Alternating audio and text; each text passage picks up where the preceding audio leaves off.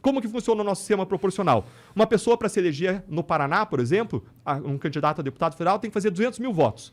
E aí, vários candidatos participam de um partido e vários vão fazer 50 mil votos, 60 mil votos, 70 mil votos. E o que acontece? Todo esse número de votos é somado e é dividido em cotas, em conjuntos de 200 mil votos. E você distribui e dá esses 200 mil votos para aqueles que mais foram votados dentro do partido. Então o cara vota num cara que ganha 40 mil votos e ele elege um que tinha e que recebeu 70 mil votos, que pensa exatamente o contrário do que o candidato dele.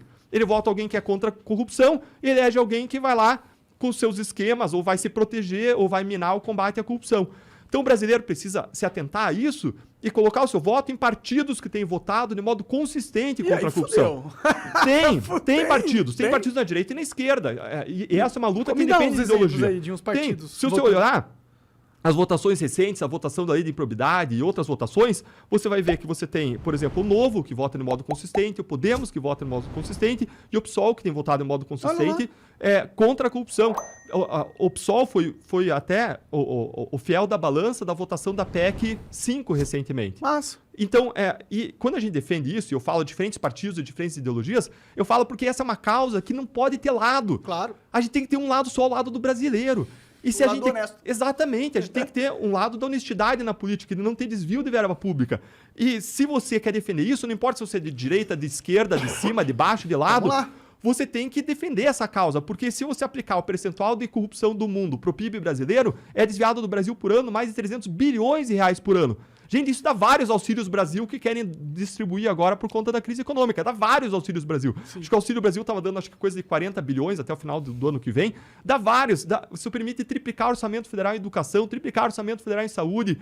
Isso permite você resolver em 1, 2 anos o problema de saneamento básico. O Brasil, mais de 100 milhões de brasileiros não têm esgoto na sua casa. Mais de 30 milhões de brasileiros não têm água encanada em casa. A questão não é nem o número, o bruto da coisa, é o como é gastado, né? Se o cara tá numa negociata já escusa, com propina, você acha que o cara vai investir inteligentemente a grana? Você acha que ele vai comprar materiais de qualidade, entregar a obra na... Porque ele comprou a obra, ele entrega a obra do jeito que ele quiser, o patrão dele tá comprado, porra. Monarca, você foi no ponto. Corrupção anda de mãos dadas com ineficiência. Olha então um caso de um navio lá da Petrobras foi comprado, um navio bilionário.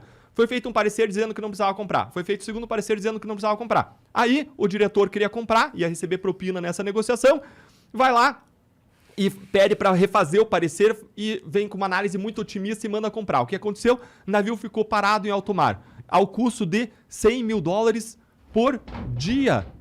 Por dia. Um custo acumulado que bateu aí perto de 100 milhões de dólares. Desculpa, nossa. 500 mil dólares por dia, não 100 mil dólares. O custo acumulado bateu quase 100 milhões de dólares do navio ficar parado. Nossa. Por quê? Porque a decisão passa a ser guiada não mais por critério de eficiência econômica, de atendimento do direito à sociedade, mas passa a ser guiada por um interesse que não é um interesse correto, por um interesse de ganhar propina, exatamente. E aí você deturpa outra ideia de democracia. Lembra que a gente falou de manipular o voto? Um outro modo pelo qual a corrupção deturpa a democracia é porque a democracia é o governo do povo, pelo povo e para o povo. Agora, você acha que o corrupto que está lá querendo lucrar e desviar propina, ele está governando para o povo ou para o seu próprio bolso?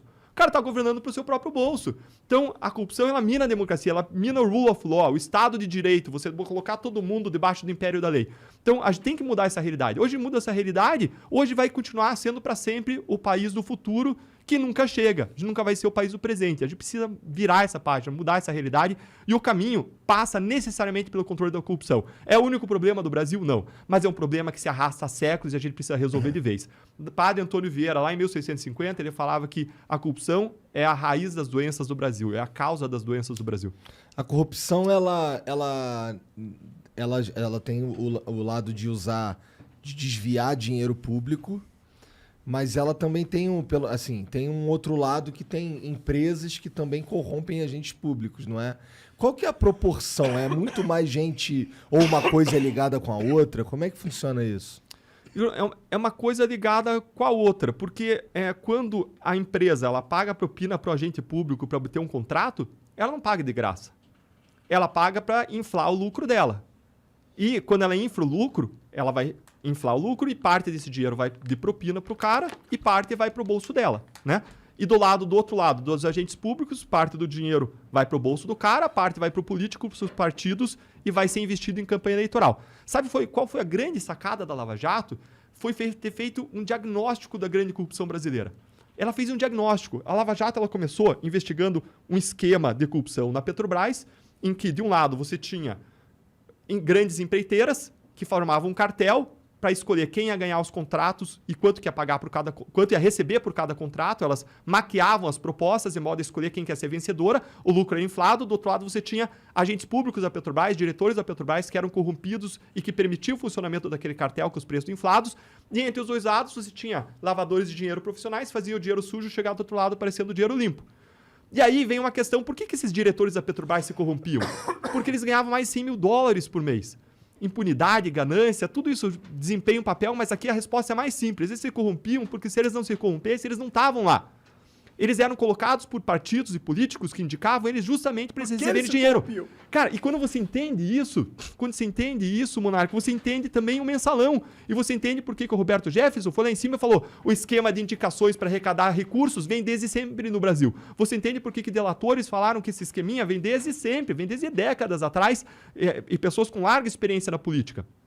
E explicam que, na verdade, mensalão, lava-jato, são faces de um mesmo problema. E aí, quando você entende que o esquema era político-partidário, aí você consegue entender muito melhor o Brasil, porque você entende que não existe razão para esse esquema estar só centrado na Petrobras.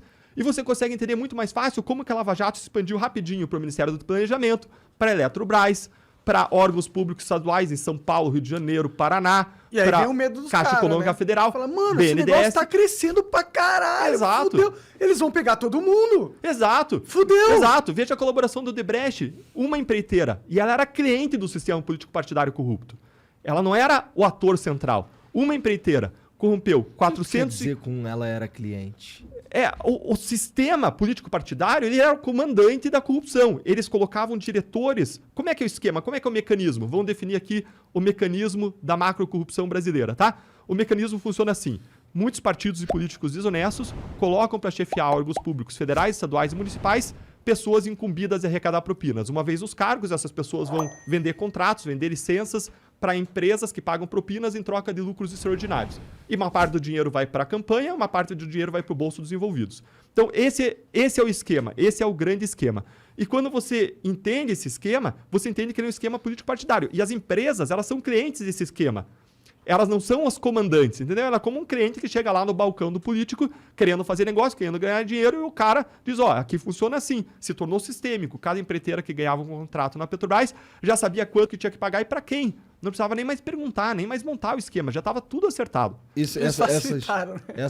Essas empresas que são clientes desse sistema aí, elas estão passíveis de sanções? Com certeza. Elas não só praticam corrupção, as pessoas que estão lá praticam corrupção e são puníveis criminalmente, mas elas também estão sujeitas às sanções da lei de improbidade administrativa, da lei anticorrupção. Só que o problema é o mesmo problema que existe em relação à prisão em segunda instância. Quando você acaba com prisão em segunda instância, você coloca para as calendas gregas a chance de você punir uma pessoa de fato. E quando você tem um sistema de justiça que não funciona, sabe quantas ações nossas de improbidade contra as empresas acabaram já? Nenhuma. E agora vem a lei esvaziando e vai ser praticamente tudo derrubado. Então o sistema é feito para não funcionar. Por quê? O sistema está nas mãos de quem? O sistema de justiça. Quem faz as regras? É quem está lá. Então não só a impunidade alimenta a corrupção, porque a impunidade mostra que a corrupção compensa, mas a corrupção dos grandes políticos alimenta a impunidade, porque eles fazem as regras da punição ou não das pessoas. Então, eles desenham um sistema que faz com que não funcione. Então, você tem um círculo vicioso, em que a corrupção gera impunidade e a impunidade gera corrupção. E a gente precisa romper esse círculo vicioso. A gente está agrilhoado a esse círculo.